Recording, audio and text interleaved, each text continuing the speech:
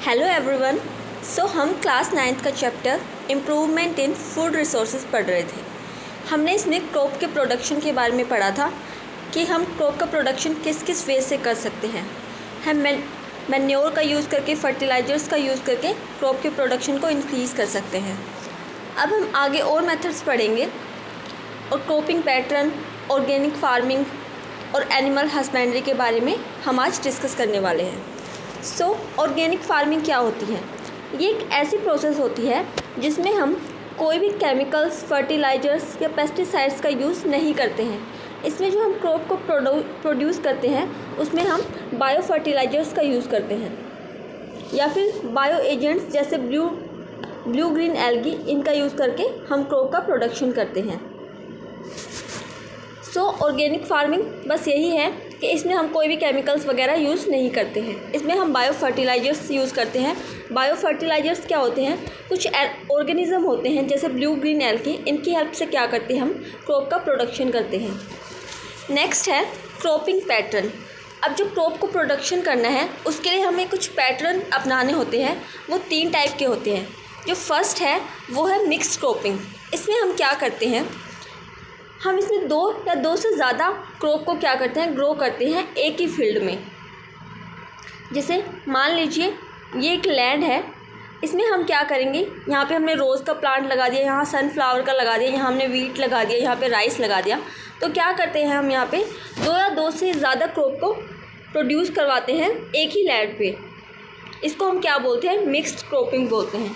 Example क्या है इसके, जैसे हमने एक ही फील्ड में वीट एंड ग्राम लगा दिया या फिर वीट और मस्टर्ड लगा दिया, ग्राउंड नट या सनफ्लावर लगा दिया। इससे क्या करते हैं, अलग अलग टाइप की हमें क्रॉप मिल सकती हैं। नेक्स्ट टाइप है इंटर क्रॉपिंग।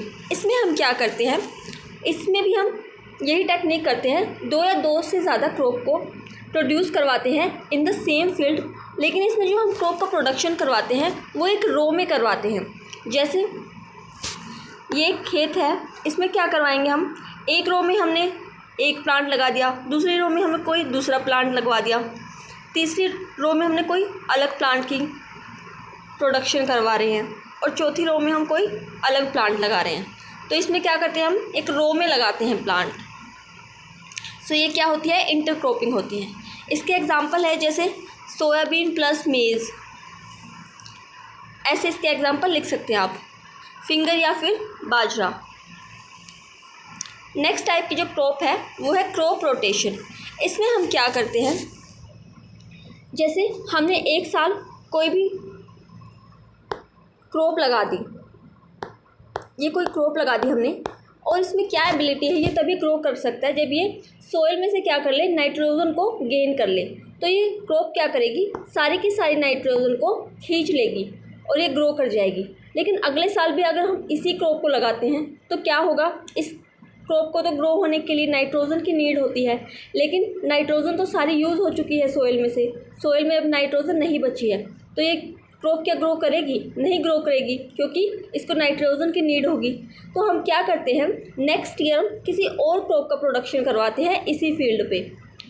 इसमें क्या करते हैं, एक साल हम कोई और क्रॉप का प्रोडक्शन करवाते हैं, नेक्स्ट ईयर हम क्या करेंगे, किसी और क्रॉप का प्रोडक्शन करवाते हैं इसी फील्ड पर।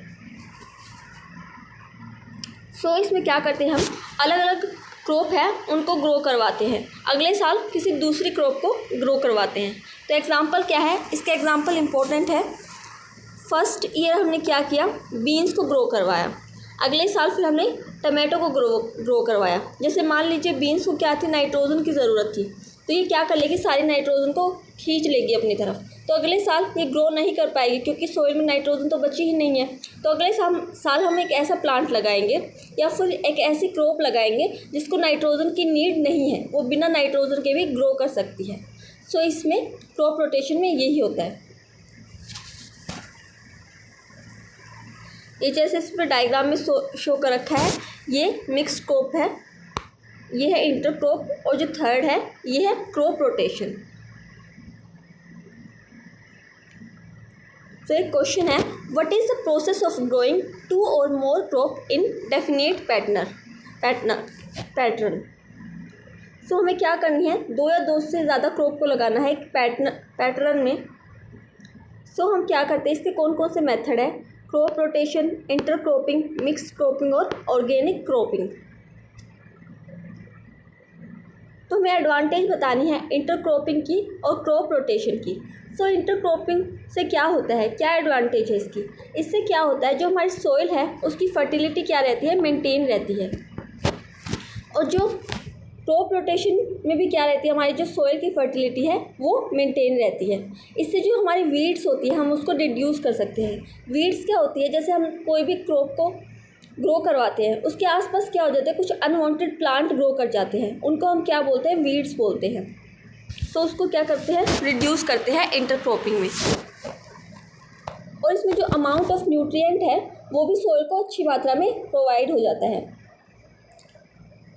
क्रॉप रोटेशन में क्या होता है, ये भी क्या करता है, सॉइल की जो फर्टिलिटी है उसको प्रिजर्व करके रखता है, और ये भी वीड्स या फिर जो पेस्ट है उनको ग्रो होने से रोकता है। और जो हम केमिकल फर्टिलाइजर्स का यूज़ करते थे वो भी हमें इसमें नहीं करना पड़ता है क्रॉप रोटेशन में। और जो यील्ड को भी इंक्रीज़ करता है। अब जो नेक्स्ट टाइप है वो है इरिगेशन। इरिगेशन से भी हम क्या कर सकते हैं, क्रॉप के प्रोडक्शन को इंक्रीज़ कर सकते हैं। इरिगेशन क्या होता है, इसमें हम क्या करना पड़ता है, जो क्रॉप है उसको वाटर सप्लाई करना पड़ता है, जिससे क्या कर सकती है, क्रॉप ग्रो कर सकती है। सो मेथड क्या क्या है इरिगेशन के, डग वेल्स, इसमें हम क्या करते हैं, कुएं से पानी निकाल कर क्रॉप में पानी देते हैं। ट्यूबवेल्स में हम ट्यूबवेल लगा के पानी की सप्लाई करते हैं क्रॉप में। तीसरा मेथड है वाटर शेड सिस्टम। इसमें क्या होता है, जैसे कहीं से कोई पानी आ रहा है तो हम क्या कर लेते हैं, ऐसे रास्ता बना के कहीं से भी अपने खेत में क्या करते हैं, पानी को पहुंचा लेते हैं। तो ये कौन सा सिस्टम है, वाटर शेड सिस्टम है। और है जैसे कैनाल्स वगैरह, इनसे भी क्या कर सकते हैं हम, जैसे कोई कैनाल आ रही है यहाँ से हम कोई भी पाइप वगैरह लगा के अपने खेतों में छोड़ सकते हैं, जिससे हमारी क्रॉप को पानी अच्छी मात्रा में मिल जाता है। रिवर लाइफ सिस्टम क्या है, इसमें जैसे कोई नदी है जो हमारे खेत के पास बहती है तो तभी भी हमें पानी की अच्छी तरह से सप्लाई मिल सकती है। टैंक सिस्टम में हम कोई भी टैंक वगैरह का यूज़ करके पानी की सप्लाई कर सकते हैं। स्प्रिंकलर इरिगेशन क्या होता है, जैसे हम पाइप के थ्रू करते हैं, जैसे आपने भी किया होगा, पाइप से अंगूठा लगा के थोड़ा थोड़ा पानी क्या करते हो, सब जगह स्प्रिंकल करते हो, तो यही क्या होता है, स्प्रिंकलर इरिगेशन होता है। नेक्स्ट सिस्टम है ड्रिप इरिगेशन। इसमें क्या करते हैं हम, जैसे एक पाइप लगा देते हैं और इनमें से ये प्लांट है, जैसे यहाँ से पानी रिस के ऐसे ड्रॉप वाइज क्या करता रहता है, प्लांट के सीधे रूट्स तक पहुँचता रहता है। इससे क्या होता है, पानी की वेस्टेज भी नहीं होती। ये इंपॉर्टेंट मेथड है ड्रिप इरिगेशन। नेक्स्ट है रेन वाटर हार्वेस्टिंग। इसमें क्या करते हैं हम, रेन का जो पानी है उसको स्टोर करके रखते हैं और फिर फसल में दे देते हैं। अब जो हमने जो क्रॉप को प्रोडक्शन करवाया उसको हमें प्रोटेक्ट भी करके रखना पड़ेगा, बैक्टीरिया वगैरह से, पेस्ट वगैरह से उसको प्रोटेक्ट करना पड़ेगा। तो हम वो कैसे करेंगे, मेथड है जिनका यूज़ करके हम क्या कर सकते हैं, क्रॉप को प्रोटेक्ट कर सकते हैं। फर्स्ट मेथड क्या है, पेस्ट कंट्रोल ड्यूरिंग ग्रोथ। जब फसल क्या कर रही है, ग्रो कर रही है, तो हम किसका यूज़ कर सकते हैं, पेस्टिसाइड्स का यूज़ कर सकते हैं। ये क्या करते हैं, जो अनवांटेड वीड्स वगैरह है या फिर बैक्टीरिया है उनको किल कर देती है पेस्ट। दूसरा मेथड है स्टोरेज ऑफ ग्रेन। जो हमने फसल को काट लिया उसके बाद जो अनाज है हम उसको स्टोर करके रख सकते हैं। अब हमें टाइप ऑफ पेस्ट पढ़ने के, किस किस टाइप के पेस्ट है जो हमारी क्रॉप के लिए क्या होते हैं, हार्मफुल होते हैं, या फिर ये प्लांट्स भी हो सकते हैं जो अनवांटेड प्लांट है। फर्स्ट टाइप क्या है, वीड्स। वीड्स क्या होते हैं, जैसे हमने कोई भी फसल ग्रो करवाई, हमारी फसल के आसपास कुछ छोटे छोटे प्लांट उग जाते हैं, उन्हीं को हम क्या बोलते हैं, वीड्स बोलते हैं। Unwanted plant in the cultivated field. Example है इसका ज़ैंथियम।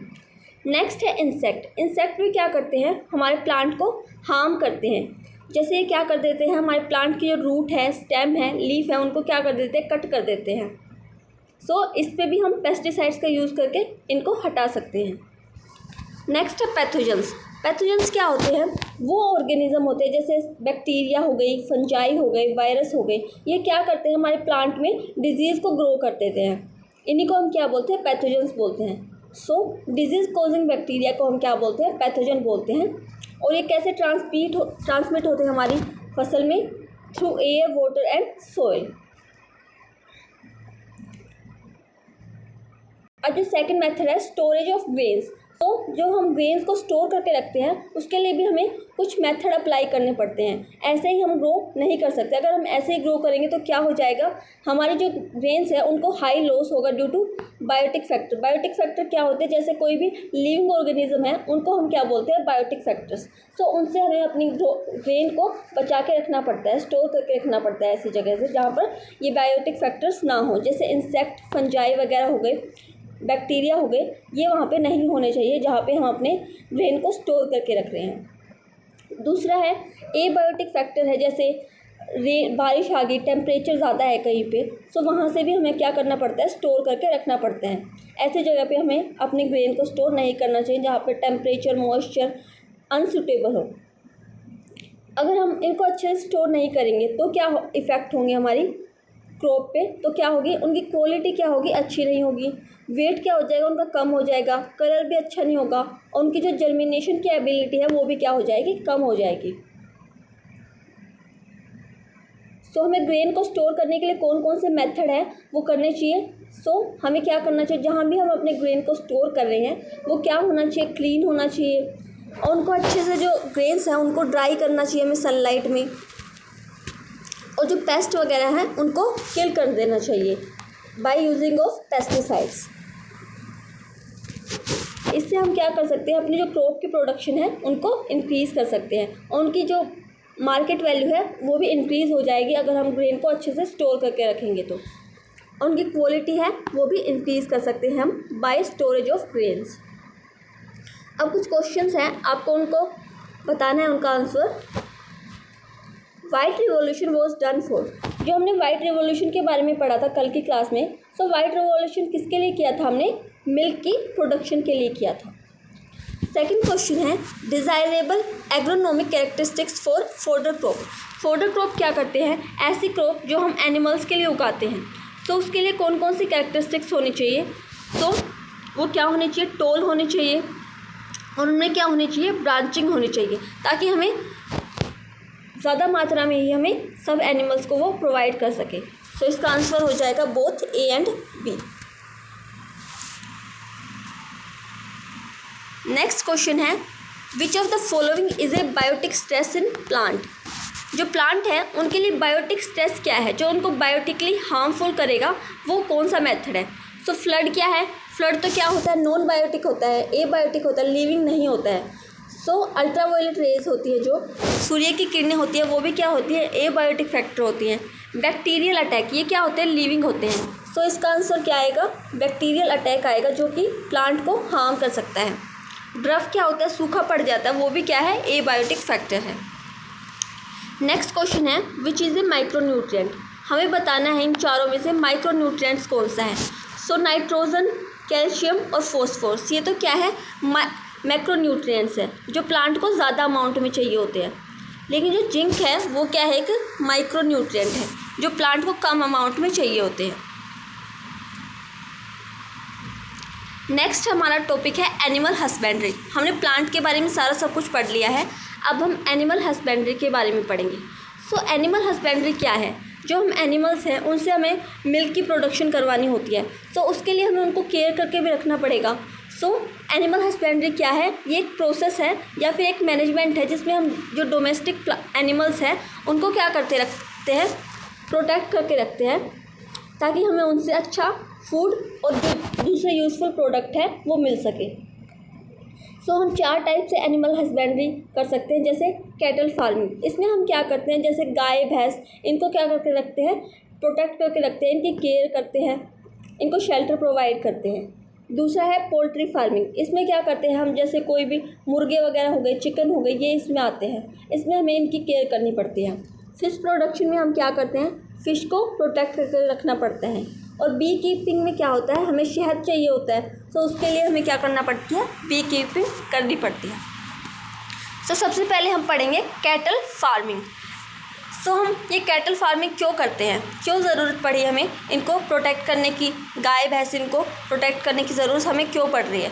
सो फॉर गेटिंग मिल्क, हमें मिल्क चाहिए इन लोगों से, प्लगिंग फील्ड, जो खेत में हम खेत को जोतने के लिए हल वगैरह चलवाते हैं तो उनमें भी हमें क्या चाहिए होती है, कैटल्स की ज़रूरत होती है। जो ये तीसरा मेथड है ये पहले यूज़ होता था, अब नहीं होता है। अब है टाइप्स ऑफ कैटल। अब 2 टाइप के कैटल की ब्रीड होती हैं। फर्स्ट है फॉरेन कैटल ब्रीड, ये हमारे यहाँ इंडिया में नहीं मिलती है, ये फॉरेन में मिलती हैं, जैसे जर्सी, ब्राउन स्विस या होल्स्टीन फ्राइसियन। ये जो आपको डायग्राम में दिख रहा है ये होल्स्टीन है। और जो हमारे यहाँ पे मिलती है लोकल ब्रीड, उसमें रेड सिंधी और साहिवाल, जो आपको ज़्यादातर देखने को मिलती है इंडिया में, वो साहिवाल ही होती हैं। अब है ये 2 टाइप के एनिमल्स होते हैं, मिल्च एनिमल होते हैं और एक होते हैं ड्राट एनिमल। तो मिल्च एनिमल कौन से होते हैं, वो एनिमल आते हैं इसमें जो क्या करते हैं, मिल्क प्रोड्यूस करते हैं, जैसे कैटल वगैरह। लेकिन जो ड्राट एनिमल होते हैं उसमें वो एनिमल आते हैं जो कि मिल्क प्रोड्यूस नहीं कर सकते, लेकिन उनका यूज़ हम किस में करते हैं, एग्रीकल्चर वर्क में यूज़ करते हैं, जैसे खेत वगैरह जोतने के लिए उनका यूज़ करते हैं हम। अब 2 टर्म आती है, एक होता है लैक्टेशन पीरियड। लैक्टेशन पीरियड क्या होता है, वो पीरियड जिसमें जो एनिमल्स हैं वो क्या करते हैं, मिल्क प्रोड्यूस करते हैं, उस पीरियड को हम क्या बोलते हैं, लैक्टेशन पीरियड बोलते हैं।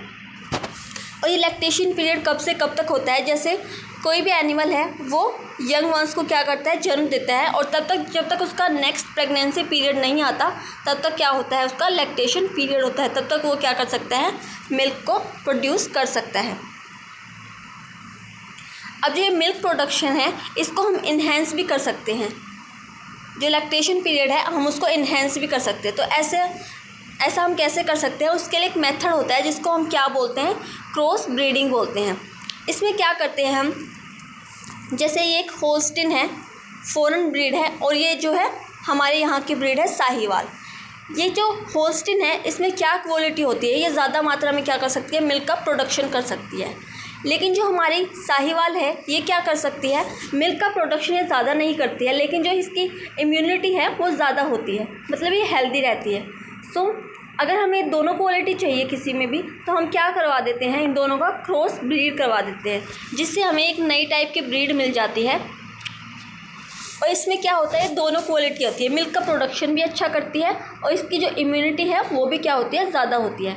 सो क्रॉस ब्रीडिंग में हम यही करवाते हैं।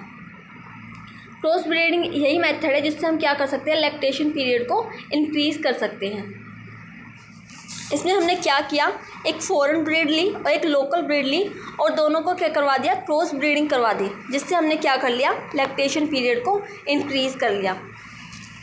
और इम्यूनिटी अगर इंक्रीज़ हो जाएगी तो जो डिजीज़ वगैरह है वो भी क्या हो जाएंगे, रुक जाएंगे। अब जो एनिमल्स वगैरह हैं उनके लिए हमें शेल्टर भी प्रोवाइड करना पड़ेगा उनको। सो उनकी शेल्टर मैनेजमेंट के लिए कौन कौन से तरीके हैं जो होने चाहिए, जो उनका शेल्टर है वो क्या होना चाहिए, नीट और क्लीन होना चाहिए, और जो शेल्टर है वो कवर होना चाहिए ताकि हम उनको प्रोटेक्ट करके रख सकें, किसी भी टेम्परेचर वगैरह से, रेन वगैरह से प्रोटेक्ट करने के लिए उसको कवर करके रखना चाहिए शेल्टर को। और जो शेल्टर का फ्लोर है वो ड्राई होना चाहिए और क्लीन होना चाहिए। और जो हमें कैटल की जो स्किन है उसको रेगुलर क्या करना चाहिए, ब्रशिंग करना चाहिए। अब जो एनिमल्स हैं हमें उनको फूड भी प्रोवाइड करना पड़ेगा, तभी वो हमें अच्छी प्रोडक्शन देंगी। सो हम कैसे उन्हें फूड प्रोवाइड कर सकते हैं, हम उन्हें रफेज प्रोवाइड करना पड़ेगा। ये क्या होते हैं, मेनली इनमें फाइबर वगैरह कंटेनिंग होते हैं। जैसे हम नॉर्मली देखते हैं हम एनिमल्स को चारा वगैरह खिलाते हैं तो वो किस में आता है, रफेज में ही आता है। इसमें क्या होते हैं, फाइबर होता है। दूसरे होते हैं कंसनट्रेट्स, जिनमें क्या होता है, प्रोटीन्स वगैरह होते हैं। कंसनट्रेट में जैसे हम चने वगैरह खिला देते हैं जानवरों को तो वो किस में आते हैं, कंसनट्रेट्स में आते हैं, जो क्या करते हैं, प्रोटीन को कंटेन करते हैं। कुछ फूड जैसे जिनमें माइक्रो न्यूट्रिएंट्स होते हैं वो भी हम क्या कर सकते हैं, एनिमल्स को प्रोवाइड कर सकते हैं, जिससे क्या होगा, हमारा मिल्क प्रोडक्शन इंक्रीज़ हो जाएगा।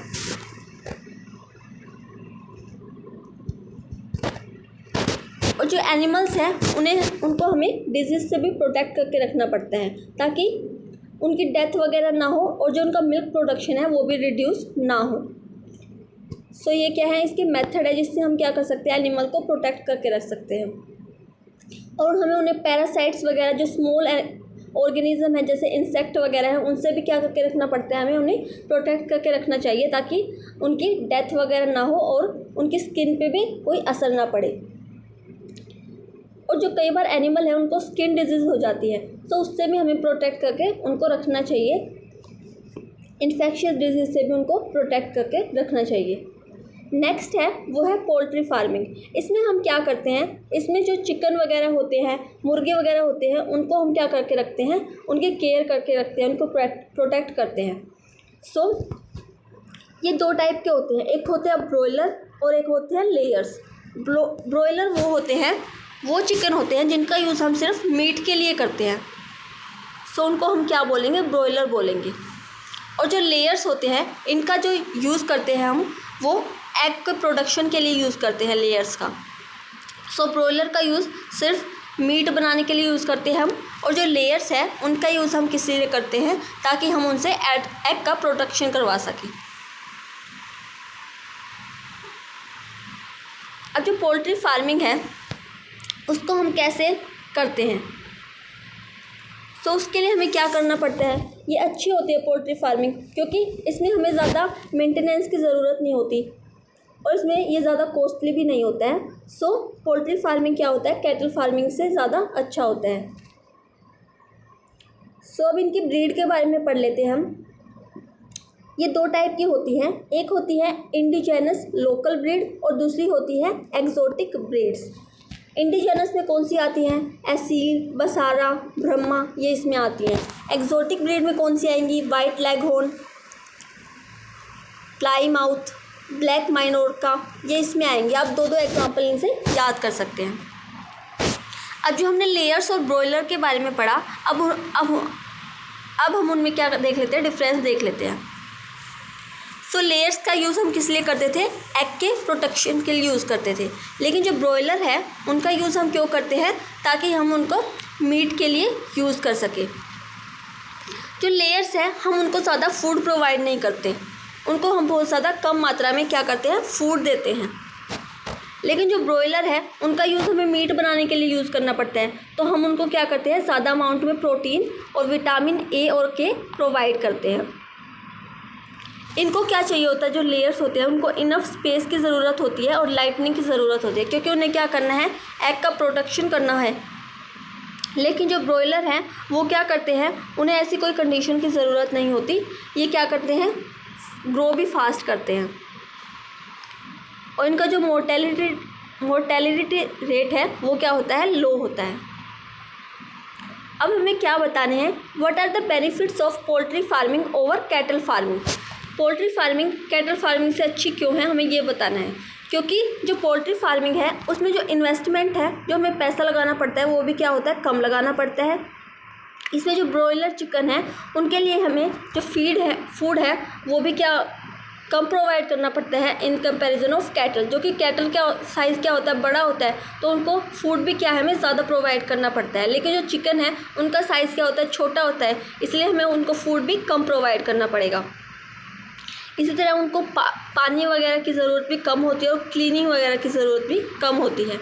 और जो ये चिकन वगैरह वो फास्टर ग्रोथ करते हैं, उनकी जो प्रोडक्टिविटी है वो भी क्या होती है, हाई होती है। तो इस वजह से क्या है, पोल्ट्री फार्मिंग क्या है, एक बेटर मेथड है in comparison of cattle farming. So fish production के बारे में हम कल पढ़ेंगे, आज हम बस इतना ही करेंगे। अगर आपको कोई भी डाउट हो तो आप कमेंट सेक्शन में पूछ सकते हैं। और अगर आपको मेरी वीडियो पसंद आई हो तो please like, share and subscribe my channel. Thank you.